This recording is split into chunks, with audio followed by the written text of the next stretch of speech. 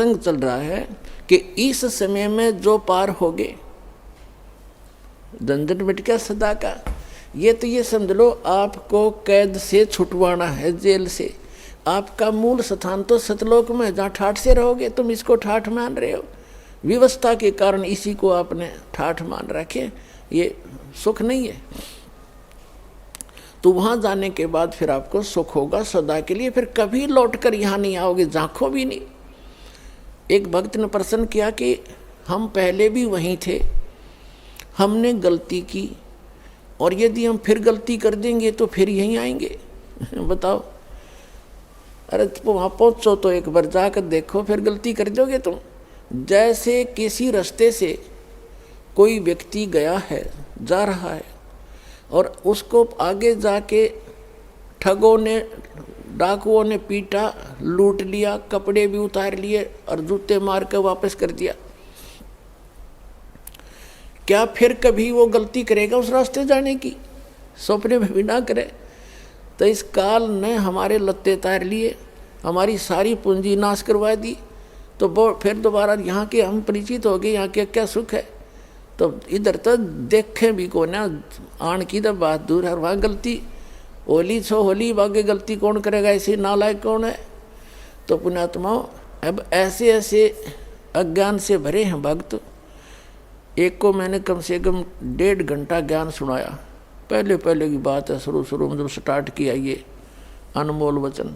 वो सुनता रहा, कहने लगा, भाई ऐसे है भगत जी, बात तेरी लागे सच्ची, पर आज तक मैंने कभी सुनी नहीं किसी से। सतलोक में ऐसा है, सुख है, और मैं हूँ पक्का धुन का, और मैं नाम लो नहीं। जब शुरुआत सी करी थी हमने, मैंने कहा अभी क्यों नहीं ले, जब ज्ञान सच्चा आपने मान लिया, कि इसलिए ना लूँ कि आज तक किसी ने पहले बताया नहीं, और मैं हूँ पक्का, जिस काम का लगा करूँ मैं अधूरा नहीं छोड़ता। और कहीं मैं सच्ची भक्ति कर वहाँ पहुँच जाऊँ, मैंने कोई भी ना पावे उड़े, वहाँ पर मुझे कोई ना मिले, मेरा जी नहीं लग गए, मैं ना जाऊँ वहाँ पर। फिर मैंने उसको कहा भी यहाँ तू क्या पाएगा, फिर कल न गधा बन गया, कुत्ता बन गया, तो यहाँ के टिंडे लेगा। ने बोला कोई बात नहीं, यहाँ घूमते फिरते दिखे जाएंगे, दिल लगा रहेगा। तो हमारी बुद्धि इतनी स्लिप होगी और हम इतने इस गंदे लोक में इतने रच गए, और सच उसकी बात कुछ दम भी था कि आज तक किसी ने बताया नहीं। कोई ऐसा स्थान भी है, स्वर्ग तक तो हमने सुना, स्वर्ग में जाते हैं फिर वापस आ जाते हैं, ये भी खूब पता है हमने भी, जैसे जितने जिसके पुण्य होंगे इतने रहेंगे। तो पुण्यात्माओं, हम इतने गिरावट में आ गए अज्ञानता के कारण। तो अब इस सतर से, और आपको वहाँ सतलोक के सतर के लेवल का बनाना, ये परमात्मा के ये शक्ति रूपी क्रेन आपकी बुद्धि ने उठा रही है, ये जीव की सतर से नहीं उठ सकती। ऐसा ज्ञान दे दिया परमात्मा ने, ऐसी भक्ति दे दी, ऐसे सुख देगा आपको जो कभी सोचे ना देखे ना सुने। आपने सुने होंगे लेकिन आपने महसूस कभी नहीं हुए, आपको प्राप्त कभी नहीं हुए। आपके घर में सुख देगा, आपकी रक्षा करेंगे परमात्मा नु, आपको दिखा देंगे कि आज 10 शरण में ना होता था, तेरे साथ ये घटना घटनी थी।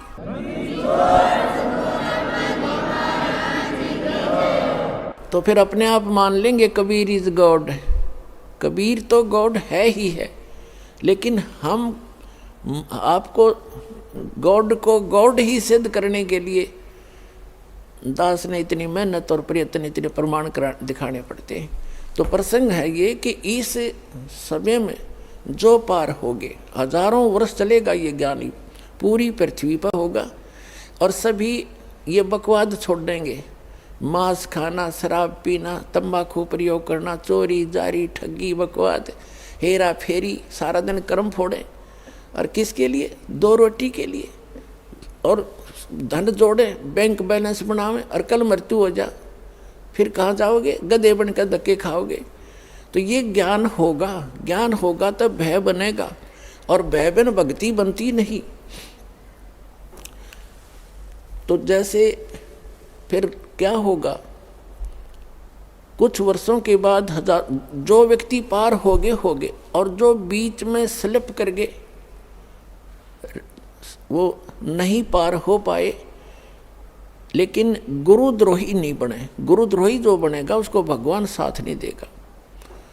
सतगुरु से, वैसे तो गुरु से विमुख हो गए तो भी हानि घनी होगी, और गुरुद्रोही की तो परमात्मा कहते हैं असंग जन्म तक फिर मनुष्य जीवन ही नहीं मिलेगा। अब गुरु विमुखा, गुरु जी से विमुख जो हो गए, विमुख का अर्थ होता है साधना को छोड़कर, और तो साधना करे नहीं सकता आदमी जो इस ज्ञान को समझ लेगा। वो भक्ति यहाँ से चलेगा, भक्ति नहीं कर सकता, और अब अपवादों में लग जा दूसरी बात। इससे क्या होता है कि कुछ दिनों में आपको इतना सुख देगा ये परमात्मा, आप पुराने दुखों को भी भूल जाओगे। और जब ज़्यादा सुख हो जाता है तो आदमी भगवान से विमुख अवश्य होता है। तो ये सावधानी बरतनी है कबीर साहब इसके। अब कुछ परमात्मा आपको क्या करेंगे, आपको थोड़ा बहुत कष्ट बनाए रखेंगे ताकि आपको पुराने दुख भी याद आए जा। ऐसा दुख नहीं देंगे जो आपको घनी हानि कर जा, पर थोड़ा बहुत आपके हृदय में ये बना रहेगा कि ये थोड़ा बहुत, ज़्यादा नहीं होने देंगे। इसलिए करेंगे। कबीर साहब कहते हैं, कबीर सुख के माथे पत्थर पड़ो, जिस ते नाम हृदय ते जावे, और बलिहारी उस दुख के जो पन पल नाम रटावे। परमात्मा ने कहा है भगवान इसे सुख का आग लगे जो आपसे दूर करे, और ऐसा दुख हमें दिए रखना मेरे दाता जिससे आपकी याद बनी रहे। इतना कष्ट आपको अवश्य देगा। ये एक परमात्मा का फार्मूला है, नहीं तो आप भूल जाओगे भगवान को। ये आपके लिए वरदान बना रहेगा, ये सत्कर मानना। किसी भी प्रकार का देवों से सारे शरीर में थोड़ा बहुत रह के ठूठा, बाकी हानि नहीं होने देगा, आपकी भक्ति सुचारू करवाओगा। और जो गुरु जी से विमुख हो जाते हैं, नाम छोड़ जाते हैं, अब जैसे आप नाम से जुड़े हुए हैं, कोई गलती भी करोगे आपने ऐसा झटका देगा परमात्मा, आप कांप जाओगे, दोबारा उस गलती को करो नहीं, गिर आकर माफ़ी मांगोगे, दोबारा उपदेश लोगे, कनेक्शन जुड़वाओगे। और जो क्या करते हैं, जैसे 2-3 बार नाम खंड कर दिया और फिर जानबूझ के भी कर, मजबूरी में हो जा, अज्ञानता से हो जाता है, उसका विकल्प है दोबारा दीक्षा ले लीजिए, आपका कनेक्शन कट गया, दोबारा जुड़वा लीजिए, अपना अक्षमा याचना करें 100 बार। और जानबूझ कर गलती करोगे फिर आप विमुख होगे भगवान से।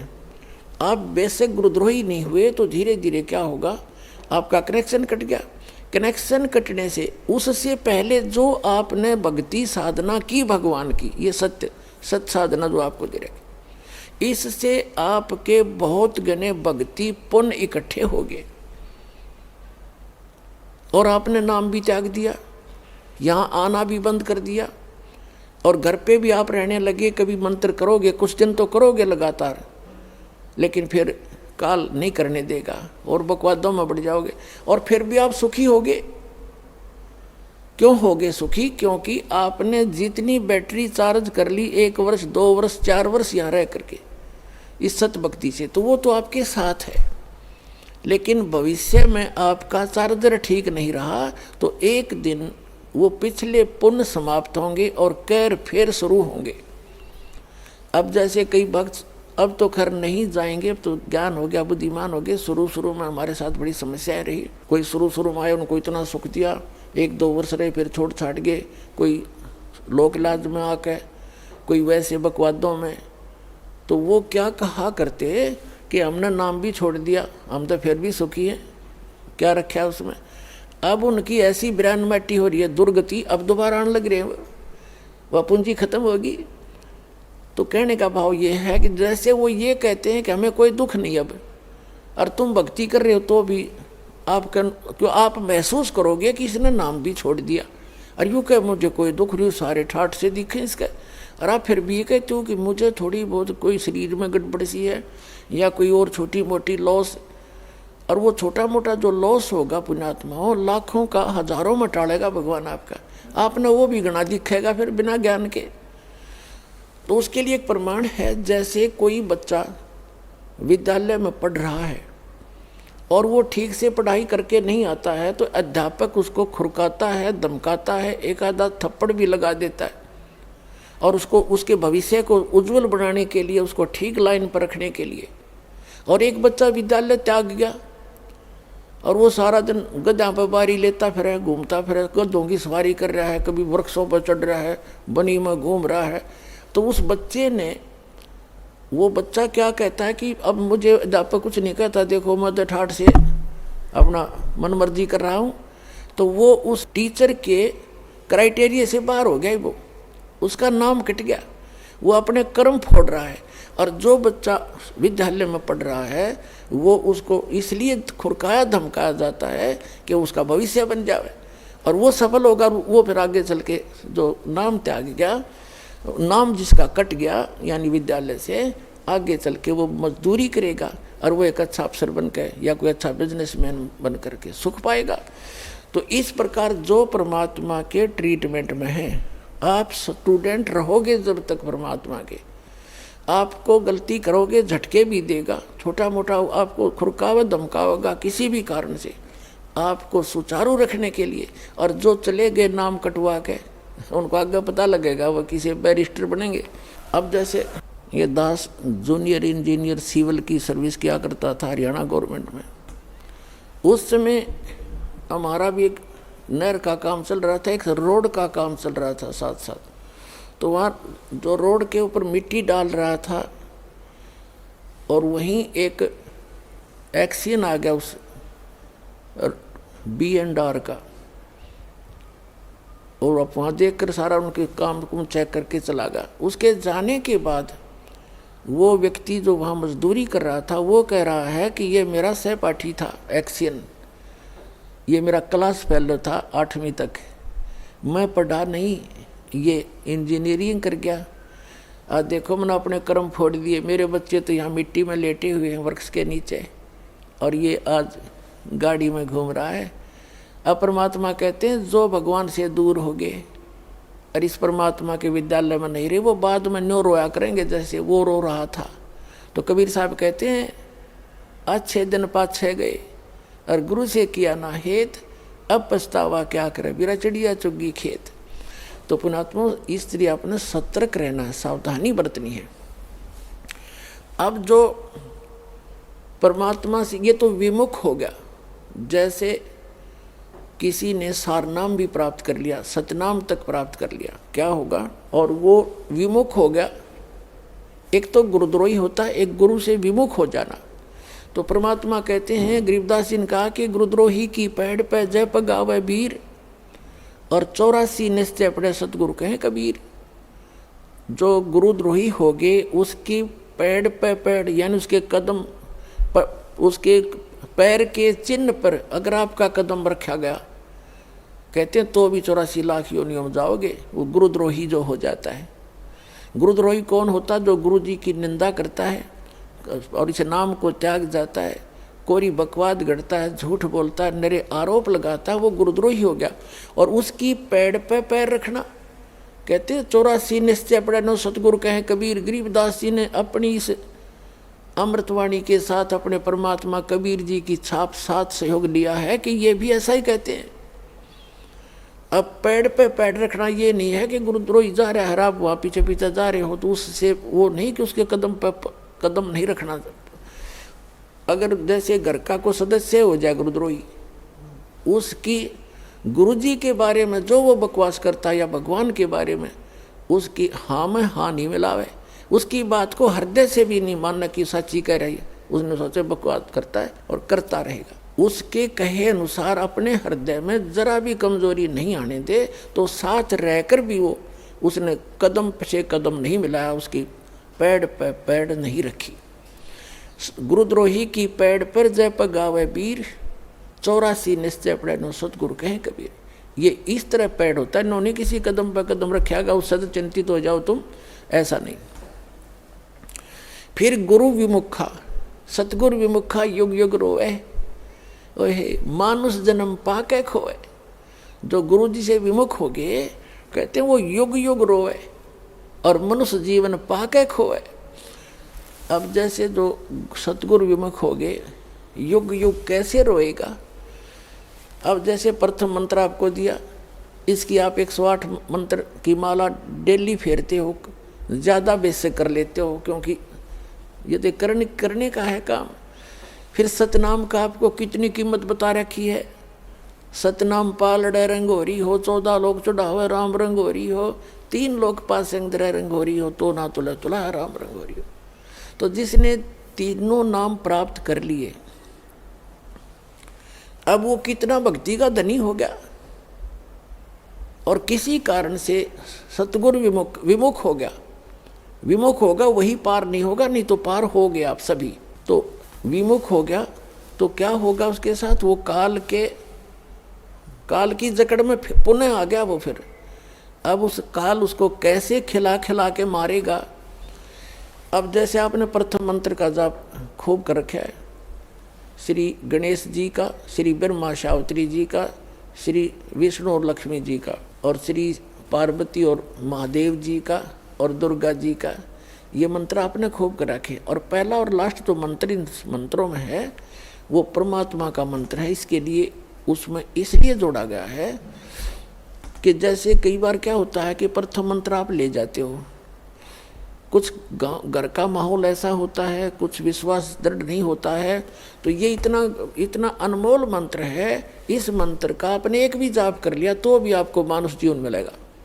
ये सच कर मान लिया, मृत्यु होगी घर छोड़ गए, यानी इस नाम के लेने से, और विश्वास दृढ़ हुआ नहीं, मंत्र जरूर कर लिया, क्योंकि नाम लेगा यहाँ रहेगा 1-2 दिन तो ठीक से, घंटे 2 घंटे तो मंत्र वो करता ही है।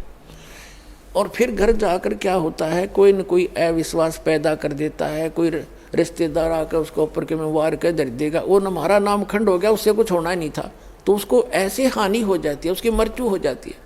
तो मृत्यु भी होगी तो भी मानव शरीर मिलेगा और फिर अच्छे घर में जन्म देगा, क्योंकि सभी आत्मा उस परमात्मा की है। तो यहाँ से उपदेश लेकर इंसान जो मार खाते हैं वो परमात्मा पर विश्वास ना करके, मर्यादा भंग करके, उनको हानि हो ही जाती है। लेकिन इस नाम का बेनिफिट भी उनको भी मिलेगा जैसा उन्होंने किया उस सत्र का। अब क्या होगा, जैसे ये बीच के 5 मंत्र हैं, इस प्रथम मंत्र के अंदर, प्रथम दीक्षा मंत्र के अंदर जो बीच के 5 नाम हैं, इनमें इन भगवानों के मंत्र हैं, और इनकी इतनी कमाई हो जाती है। जब आप शरीर छोड़कर जाओगे, आपको पहले गणेश जी के लोक में रखेंगे, और वहाँ आपके अंदर बहुत सी सिद्धियाँ होंगी, आप वहाँ गण बन जाओगे, और गणेश गणों का ईश उनका स्वामी है। वहाँ बहुत ठाठ होंगे आपके बहुत से, वहाँ अपनी पूंजी को वहाँ नष्ट करोगे। उस प्रथम मंत्र गणेश वाले मंत्र, गणेश जी वाले मंत्र की कमाई को वहाँ नाश करोगे। वहाँ जब पल्ला खत्म हो लेगा, आपकी पूंजी माइनस हो जाएगी, उसके बाद आपको ब्रह्मा और सावित्री के लोक में प्रथम मंत्र की पुण्य कमाई के साथ वहाँ भेजा जाएगा। वहाँ जाकर नैश्रित आपका ऐसे ही देवघर में जन्म होगा, फिर आप वहाँ कर्म पूरे करोगे, अपने ठाठ वहाँ भोगोगे। वहाँ भी रेस्टोरेंट है और आपकी कमाई के कुछ चार्ज लेते हैं ये सब। वहाँ जब आपकी पुण्य समाप्त हो जाएगी, वहाँ से फिर विष्णु जी के लोक में भेजा जाएगा, और फिर वहाँ से जब आपके पुण्य समाप्त होंगे, फिर आप शिव जी के लोक में भेजे जाओगे। जब आपके वहाँ पुण्य समाप्त हो जाएंगे ये भक्ति के, फिर आप दुर्गा जी के लोक में भेजे जाओगे। वहाँ जब समाप्त हो जाएंगे, जिसने प्रथम मंत्र का रखा है, सतनाम भी ले रखा है, तो उसके बाद क्या होगा, सतनाम के प्रथम मंत्र जो ब्रह्म का मंत्र है, फिर आप ब्रह्म लोक में जाओगे, और वहाँ इनसे ज़्यादा सुख है या बकवाद ज़्यादा है। वो एक अच्छा रेस्टोरेंट है। इन अन्य जैसे एक तो हिसार और रोहतक में रेस्टोरेंट हो, एक दिल्ली में वो कैसटार बोल रहे हैं वो हो, तो उसका खर्चा भी ज़्यादा, उसमें बकवाद भी ज़्यादा, उसमें सुविधा भी ज़्यादा, लेकिन उसका खर्चा भी अधिक ही होता है, उसका चार्ज भी अधिक होता है। तो ब्रह्मलोक में वही जा सकता है जिसके पास ही प्रथम मंत्र ओम नाम के जाप की श्रद्धा से भक्ति की हुई हो, तो फिर वो रहेगा ब्रह्मलोक में। और फिर जो दूसरा मंत्र है सतनाम के अंदर, जो दूसरा मंत्र है जो श्वास उश्वास से जो आपको दिया जाता है, उसकी कमाई को इसने वहाँ एक बना रखा है नकली अलखलोक, नकली सतलोक। उस सतलोक में रखता है ये। ब्रह्मलोक उनसे हटकर है, जो महाइंद्र का लोक है, वो ब्रह्मलोक का वो पोर्शन है जहाँ ये ब्रह्म के ओम नाम की जाप की कमाई वाले हंस वहाँ रहते हैं। कहने का भाव ये है दास का कि आपकी और जिसने सारनाम मिल गया है पूंजी, वो बाकी तो उसकी सारी नष्ट हो जाएंगी। सारनाम जिसको मिल गया है और आपको याद आ गया उस समय भी, यदि पहले याद आ जाता है, जैसे आप गणेश जी के लोक में गए या विष्णु जी के लोक में गए और वहाँ जाते ही आपको याद आया कि मैं तो गलत होगी, यहाँ तो मेरी सारी पूंजी नाश होएगी, रोज की उनको दिखाई देती है। बैंक बैलेंस जैसे जैसे पैसे निकालते हो और उसमें डेली निकल आ जाती है रिपोर्ट, ऐसे वहाँ डेली चलता आपका इतनी पूंजी खत्म होगी, इतनी आज इतनी, आज इतनी, आपने इतना खर्चा कर दिया। तो फिर उसको याद आता है कि भैया तो गलत हो गया, और गुरुजी बताया करते थे ये तो बात बिगड़ गई, मैं तो गलत आ गया, मैंने तो कहीं और जाना था। फिर उसको याद आ गई कि मेरा तो नाम कट्या होगा, फिर जब मैं यहाँ आ सकता हूँ वैसे तो आ ही नहीं सकता, नाम खंडवा होगा। तो यहाँ कहते हैं शिव मंडल ब्रह्मापुरी चाहे विष्णु लोक में हो, हमरे गुण भूले नहीं तो आन छुटाऊँ। तो यदि वहाँ भी आपका ये बात याद आ गई कि मैं तो गलत आ गया, भगवान कोई गलती बनी होगी मेरे ते, वो गलती ऐसी बनती है जो स्वयं को मालूम ना हो और गुरुद्रोही ना हो, वैसे गफलत करके हट जाता है आदमी दूर, तो वो गुरुद्रोही नहीं होता, उसकी फिर वहाँ भी अर्जी स्वीकार होती है। तो परमात्मा वहाँ पहुँच जाते हैं और उस लोक में जाकर वहाँ के प्रधान से कहते हैं छोड़ इसको, ये हमारा भक्त है, तुम कैसे ले आए इसको? तो तुरंत हाथ खड़े कर देते हैं, ले जाओ जी, ले जाओ अपना।